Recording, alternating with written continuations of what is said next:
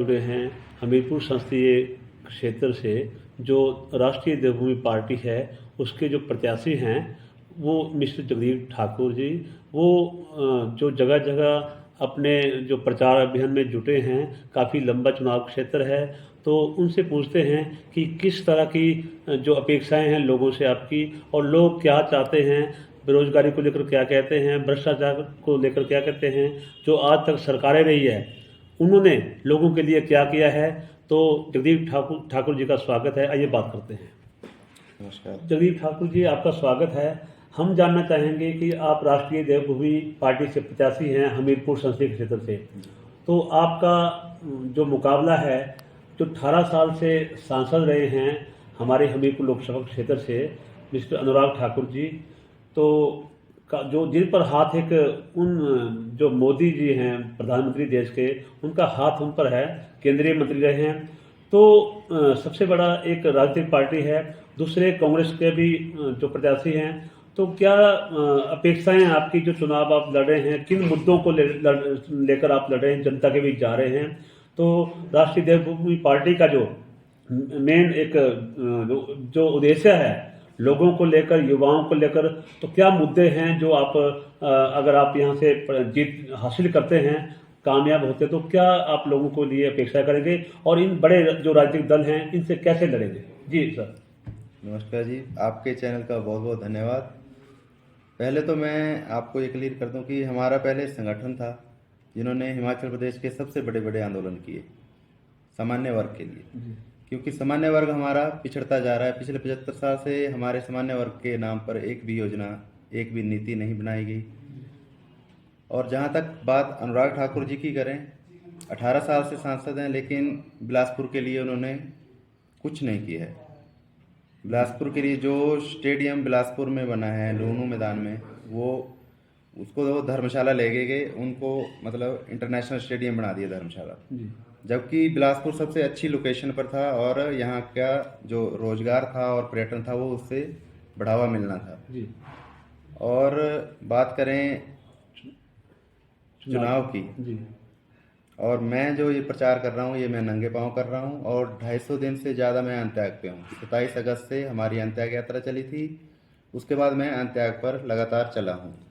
ये प्रचार मैंने डोर टू डोर किया, जहाँ तक मैं पहुँच सका वहाँ तक हमने पहुँचा, हमारी टीम पहुँची, लेकिन हमारे पास संसाधनों की कमी है, हमारे पास सभी जो कार्यकर्ता होते हैं उनकी भी अभी कमी है, धन बल की तो कमी है ही, वो तो आप अच्छी तरह जानते हैं, क्योंकि हमारे कोई फैक्ट्रियां नहीं चल रही हैं अनुराग ठाकुर जी की तरह, स्टेडियम और उनके जो होटल्स हैं वो नहीं चल रहे हैं, और हमें इलेक्टोरल बॉन्ड से कोई पैसा नहीं मिलता है। शुक्रिया शुक्रिया।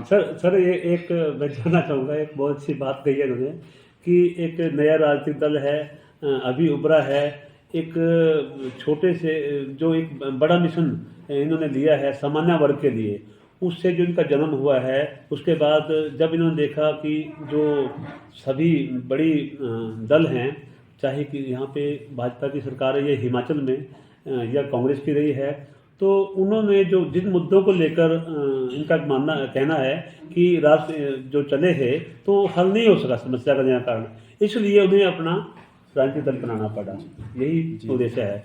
और सबसे बड़ा इनका है कि जो आरक्षण को लेकर लड़ाई है इनकी, वो लड़ाई सबसे बड़ी एक मेन उद्देश्य है। ये इनका कहना है कि आज ये जो आर्थिक आधार पर आरक्षण दिया जाए, जो ये भेदभाव है इसको समाप्त की जाए। जी हाँ, बिल्कुल। और सबसे बड़ी बात आपको बता दें कि जो मिस्टर जगदीप ठाकुर जी जो हमीरपुर संसदीय क्षेत्र से लोकसभा के प्रत्याशी हैं, तो उनका 250 दिनों से वो उन्होंने अन्न त्याग कर रखा है सामान्य वर्ग की लड़ाई के लिए। दो बड़े राजनीतिक दलों से लड़ाई है, भाजपा कांग्रेस, लेकिन ये इनका मानना कि हम हार नहीं मानेंगे, ये लड़ाई जारी रहेगी, चुनाव अंतिम दौर पे हैं, इसके बाद भी लड़ाई जारी रहेगी।